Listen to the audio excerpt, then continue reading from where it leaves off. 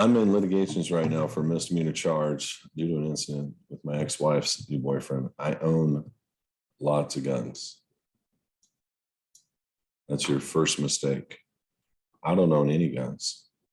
I'm in possession of a lot of guns, but private trust owns the guns, which they can't get control over. With this new law, red flag law passing concern is, if the court outcome is not in my favor, can they take my guns? I can't answer that. I wish I could. And if so, will this still be the case for someone in the private? Can they take the guns of private citizens? So here is a great question, and I want to use some instruments to articulate a hopefully great answer. This is a house. It's a seat cushion. This is a bank account or a, how about this? This is a gun, okay? Here is another asset, okay? What people are doing is they're saying, I'm a private citizen now. How am I protected here? Am I protected here? Am I protected here? Somewhat. But these are all registered entities, all in their own. Your gun's registered, your house is registered, you know, your bank account, everything you do is a separate contract. Now, who is in control of this house? Who owns this house? If they get judgment under the red flag law, Roy, then the question is can they come after something that you don't own? The answer is no. Especially if it's a private trust. And so if that's something you're interested in, contact Rob. We'll hook you up on a private gun trust. But the reality is a lot of people would get these misunderstandings that automatically the private goes, or the property goes into the private, their guns go into private. And these are separate instruments. These are separate things that have their own contracts with the state. And the state's monetizing the credit out of these instruments. So the only way that you can privatize something is to pull it out of their hands of control. And that means unregistering it. So if you can't unregister a gun, the next best thing you can do, and there is a way to unregister a gun. We do not offer that service, but there is a way. I don't believe in unregistering a gun. I believe in putting it in private trust.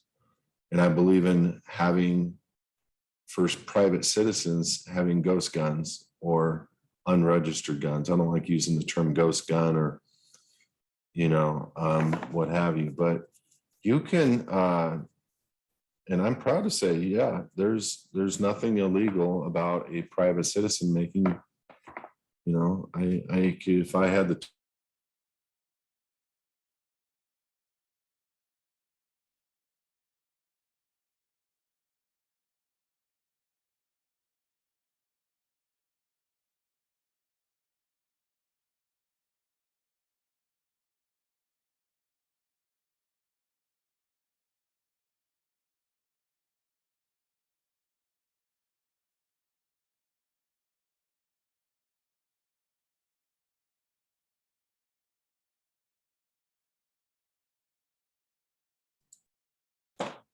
So I don't know where I stopped, but I'll go back a little bit. The point is these devices are registered with the FCC, and anything on these devices is property of the FCC, which is a sub corporation to the federal government. And this is how they play the game. So you register your house, you register your kids, you register every single thing. Everything you do here and agree here on your cell phone is that they can listen, monitor, whatever, to you 24 hours a day. You know, I don't say anything unlawful or illegal, so I'm not really worried about the cell phone or Alexa at this time. Don't get me wrong, but do I want to live under a copper roof, you know, and have a landline? Maybe eventually, you know. I don't know if landlines are going to be for very much longer. I think my mom still has a landline. But she does. It's kind of cool. old school stuff. But to answer your question, it's like we should be trying to unregister all of our stuff, including us. Meaning, I don't want to hold that office anymore. I don't want to hold the office for the DMV, for the IRS, for the SSA, for the voters. I don't want to hold any of those offices. And I don't want them to have authority over my gun. And if the gun is in your all caps name, it belongs to the state. The state takes the gun manufacturer, due to their manufacturer's license, has a requirement to use the state or the federal government's registration numbers and place them on these guns. Those guns are registered, which means the state owns. So look at it this way. Okay, this is so people can get it. Remember that this is my house. What's the representation of my house? It's the deed. I own this house. Now I walk over to the county recorder's office and I take my original deed and I hand it to them. Please deposit this. And what do they hand me back? A certified copy of the deed recorded in the county recorder, county registrar bank. This now belongs to them. As a licensed real estate broker, that was one of the questions. I've told this 1,000 times. It was one of the questions on the test. Are you required to record something in the county recorder? And this is one of my major wake ups in like 2000, whatever. And I'm like, I got that question wrong on the practice exam. I was not required to record anything in the county recorder. And I'm like, well, what are the, and my brain goes like this, well, what are the ramifications of me not recording? Could somebody take the property? Well, no. I mean, they might try to do something. Well, how do you get around all those things? That's not the question here. The point I'm trying to make is I gave them my deed. They are in possession of my deed. This possession now belongs to them. It's the same thing with a dollar bill. I'm looking for my wallet. If I take $1, it's a note. It's worthless.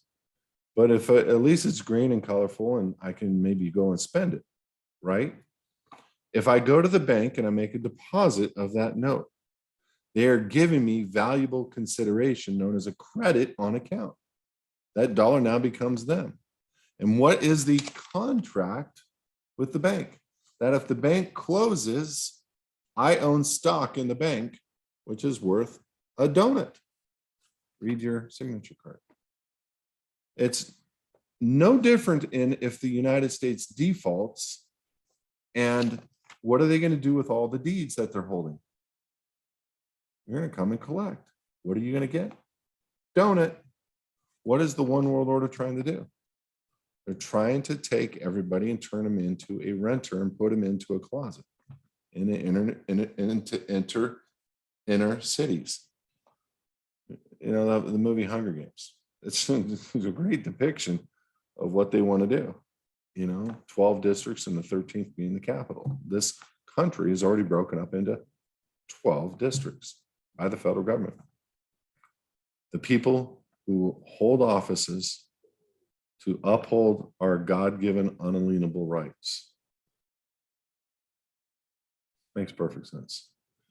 So what I'm trying to say is, if your mom took the upper and lowercase child, the live born record, and signed it over to the state, that's what the birth certificate, the live born record essentially does, because you sign as the parent and the informant. And the state now takes this and puts it into the public and says, hey, anybody want to make a claim? Nobody makes a claim, nobody's thinking to. And the state now puts it on 32-pound watermark banknote paper and monetizes it, puts a CUSIP on it, monetizes it, trades it on Wall Street. It's theirs. It belongs to them. So when you use that all caps name and say that's me on a firearms application, what are you saying by the mere firearm? Well, a gun is not a firearm. A firearm is a registered gun. So when you're applying for a registered gun, you're applying for a firearm and the use of a firearm that is a registered gun that belongs to them. And they are in essence, renting you that firearm. And you're in full agreement through the DOJ that they can come and take your weapons at any time. This whole color of law, flag law stuff is all BS. That is stuff to make people think that they don't have the rights anymore to do it. You don't have the right now if you have a registered gun. It's not yours. It belongs to them. I know possession is 9/10 of the law. I get it. I'm with you. But in their mind, it belongs to them. What they know does not belong to them is anything that's unregistered, anything that's private. Under the federal rules of regulations, you know, this is going to amaze you, but if you truly get I can't wait till I have 2 months or a month to go down to the Library of Congress and just read. I will get the whole roadmap and expose it all, because it's in the federal rules of regulation and in the Supreme Court and in Library of Congress and public law. It's all over. But for one example, the position of Secretary of Treasury is Title 31, subsections 51.1 and 51.2, describing the two positions of de jure and de facto for the Secretary of the Treasury. And when you go to archives.gov and you look up that, you're going to see it says reserved. Why? Because it's private and it cannot be public, or in their mind, they're probably trying to hide it. But the fact remains, anything that you see that says reserved on the Library of Congress, you want to take note. And so that's why I want to take my time and go and figure that out and develop the roadmap of how they were able to do it exactly. I got the Supreme Court rulings, I got all that stuff, but I want to literally be able to roadmap it for who? For some international law firm to prove that what we did in law in 2010, 11, and 12 for the Republic had form and effect in law. And so this is totally unrelated, but it's really related in that everything that's private is private. Everything that's public is public. So if I were you, number one, beat the misdemeanor charge and get over that. Get that behind you and do whatever it takes. Outgun this guy from a standpoint of an attorney or whatever. It's okay to use an attorney in these types of incidences. Just reserve your rights on the stuff, unless you are excellent at litigation. If you're not excellent at litigation and representing yourself, using a really good attorney and outdo the DA. DAs are easy to beat. They're low level in most cases, except if they're federal, but they're low level in most cases, and they're easy to beat. I've had, if you're in California, I got to name an attorney, 5-10 grand, and I guarantee he'll sock him in the face. And I had a guy get off on a gun charge easily.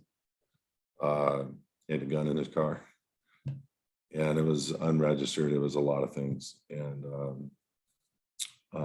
he had warrants for years. He just never wanted to deal with it because he didn't want to go to prison. I introduced him to the right attorneys, and attorneys can be helpful. You know, I'm not saying all of them are or all of them are good, because they're not, as we know, but they can be helpful, especially in these types of cases where you can't self-litigate. But owning lots of guns, get them into the private as fast as you can. And then you want to put that into the public, and then you want to serve them constructive notice. I don't own any. And at least for now, keep one for protection and in possession, and put the rest away, and make sure that you notice the DOJ of the public transfer into the private these guns, that you no longer own them.